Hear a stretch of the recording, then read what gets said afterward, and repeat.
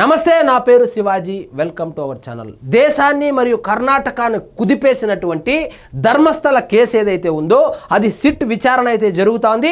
ఆ విచారణలో విస్తుపోయేటువంటి విషయాలు బయటపడుతున్నటువంటి విషయం మనకందరికీ తెలిసిందే.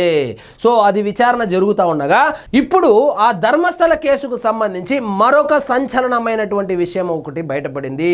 అదేమిటంటే 2000 నుంచి 2015 వరకు అసహజ మరణాలు చెందినటువంటి వాళ్ళ డీటెయిల్స్ నాకు కావాలని జయంత్ అనేటువంటి సమాచార హక్కు కార్యకర్త ఎవరైతే ఉన్నారో వాళ్ళు ఆర్టీఐకి దరఖాస్తు చేస్తే ఆర్టీఐ ఇచ్చినటువంటి రిపోర్టు నిజంగా సంచలనంగా మారింది.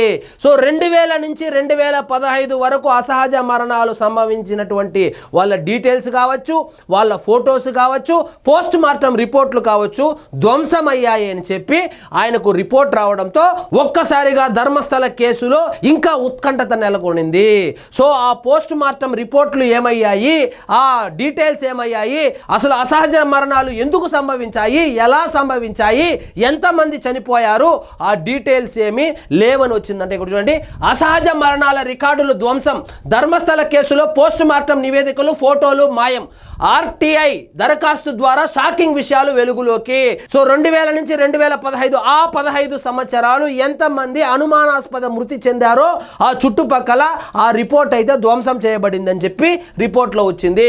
సిట్ను ఆశ్రయించినటువంటి సమాచార హక్కు కార్యకర్త జయంత్. సో జయంత్ అనేటువంటి సమాచార హక్కు కార్యకర్త ఎవరైతే ఉన్నారో ఆయన ఆర్టీఐని ఆశ్రయించగా వాళ్ళు చెప్పినటువంటి విషయాలతో విస్తుపోయినటువంటి జయంత్ సిట్ ముందుకు వెళ్ళనున్నట్లు సిట్కు ఈ విషయాలు వివరిస్తానని కూడా చెప్పుకొచ్చారు.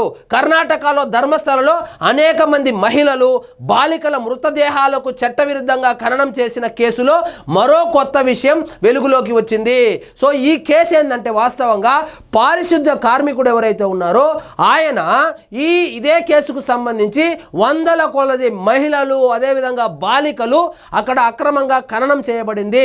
ఆ చనిపోయిన వాళ్ళందరూ అత్యాచారానికి గురి అయ్యారు, అదేవిధంగా అపహరణకు గురైనటువంటి వాళ్ళే, వివాదాస్పదంగా మరణించినటువంటి వాళ్ళే. ఆ వందల మంది ఖననం చేసినటువంటి వాటికి నేనే ప్రత్యక్ష సాక్షిని.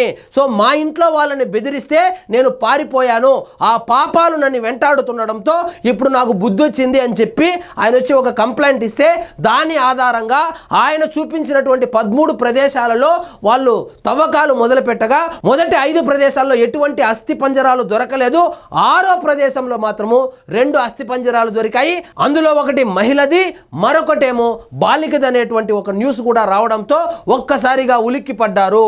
సో ఇప్పుడు జయంత్ అనేటువంటి ఆ సమాచార హక్కు కార్యకర్త ఎవరైతే ఉన్నారో ఆయన చెబుతున్నటువంటి విషయాలు చూస్తే నిజంగా ఈ ధర్మస్థల కేసు ఎక్కడికి వెళ్ళి ఆగుతుందో ఎవరికి అర్థం కావడం లేదు.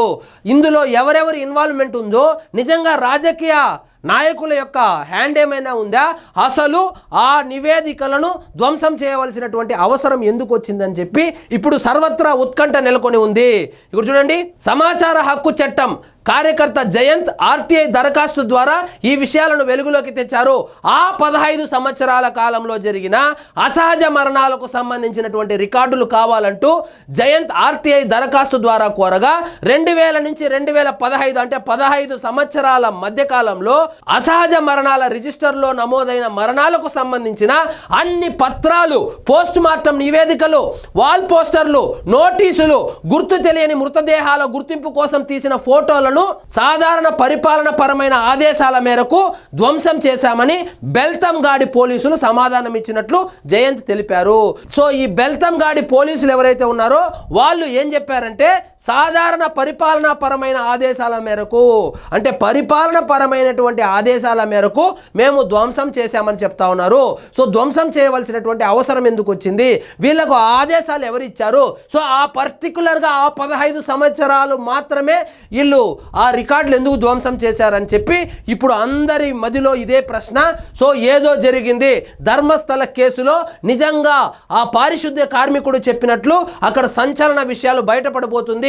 ఆల్రెడీ కొన్ని అస్థిపంజరాలు అయితే బయటపడింది, మిగిలిన చోట్ల కూడా తవ్వకాలు జరిగితే ఆ పారిశుద్ధ్య కార్మికుడు ఎవరైతే ఉన్నారో ఆయన చెప్పినటువంటి విషయం నిజం కాబోతుందా అని చెప్పి అందరూ ఉత్కంఠగా ఎదురు చూస్తున్నారు.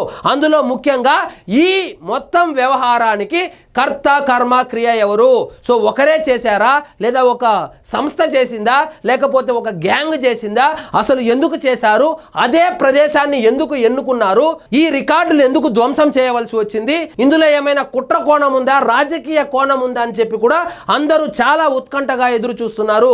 సో ఇప్పుడు ఎక్కడ చూసినా, ఏ న్యూస్ చూసినా ధర్మస్థల కేసు గురించే చర్చలు జరుగుతా ఉంది. ఆ చర్చల్లో భాగంగా ఇప్పుడు జయంత్ వచ్చి బాంబు పేల్చినంత పని చేశాడు.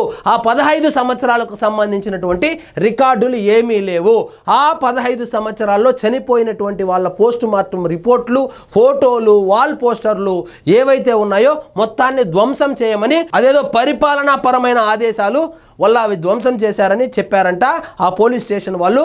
సో ఆ ఆదేశాలు ఇచ్చింది ఎవరు, ఎందుకు ఇచ్చారనేది తెలియాలంటే ఈ జయంత్ అనే ఆయన సిట్ ముందుకు వెళ్తాను, వెళ్ళి నేను వాళ్ళ విచారణకు నేను సహకరిస్తాను, నాకు తెలిసినటువంటి విషయాలు కూడా వాళ్ళతో పంచుకుంటానని కూడా చెప్పడం జరిగింది. సో రోజు రోజుకి ఉత్కంఠగా మారుతున్నటువంటి ధర్మస్థల కేసు ఏదైతే ఉందో అది ఒక కొలిక్కొచ్చేటువంటి అవకాశం కనపడుతుంది.